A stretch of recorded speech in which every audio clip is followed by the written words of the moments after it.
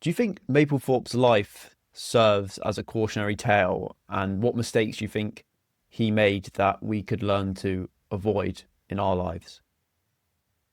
I would say that he would not think he made any mistakes because he would prefer not to have been dead at 42, and he may not have been if AIDS had come around, although given his extreme drug use and his mother had emphysema, she was a smoker, the brother died of lung cancer. He ate like nothing. I don't know if he was going to live a very long life anyway. What can you say? Stay close to your family? That wouldn't have worked for him. I don't know if there are any lessons to be learned because he is a very unique character. He is. There's Find a patron and then make sure you're nice to them. Don't be selfish. I think he did what he don't be a racist might be something that might be good, but he would not have. He was very aware of what was going on. He would not be that person today, or if he was, he would have kept it very much under wraps. I don't think, and some of the people who he hung out with, this Keller's bar, they were prominent in the art world. And I can't believe that they would be going, yeah, we're picking up guys and calling them the N word at a bar. And people would go, what? So I think it was number one, a different time, and that's not to excuse it, although the work itself is powerful. And it's always the question of how do you separate the art from the artist?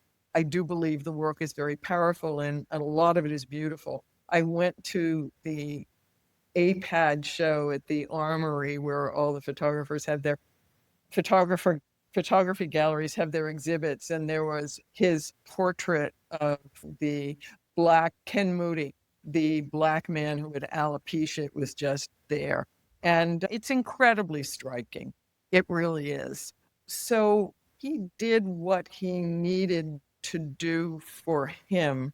And it paid off in terms of his reputation and his place in photography history.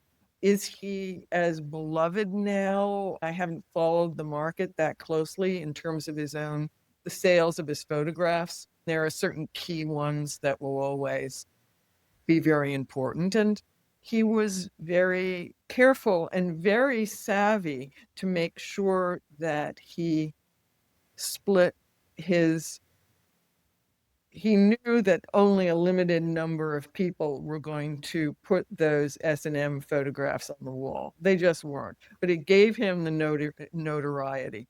People wanted the flowers. They loved the flowers. He could sell the flowers. They were kind of decorators' flowers.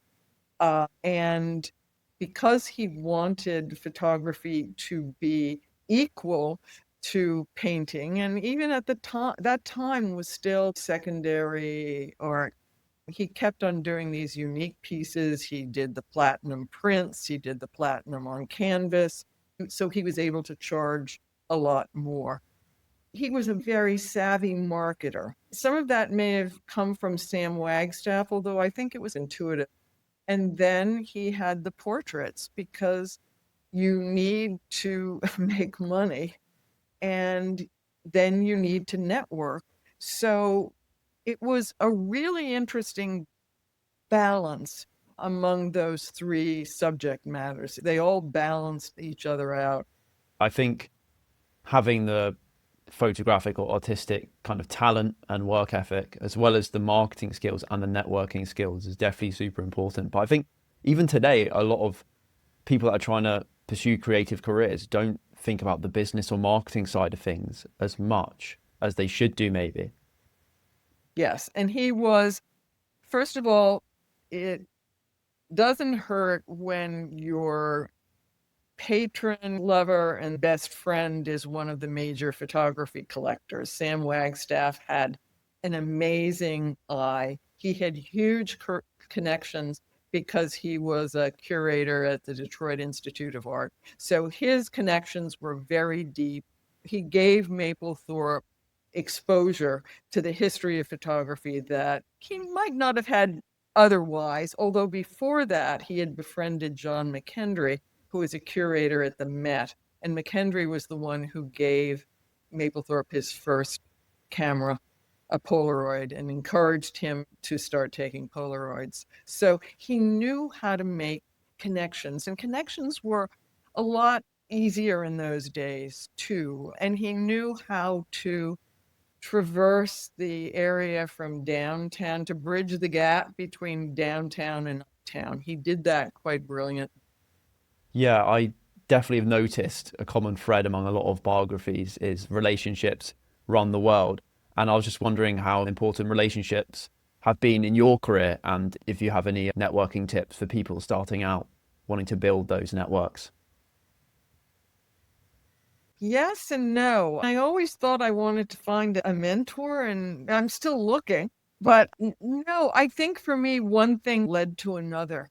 Writing is a little different with, I'm just trying to sell one book at a time, not a ton of photographs. It's a different kind of a career. Obviously, the more people, the better in any career.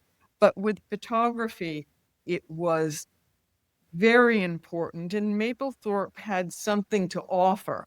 He could take pictures, but he also was an exotic person.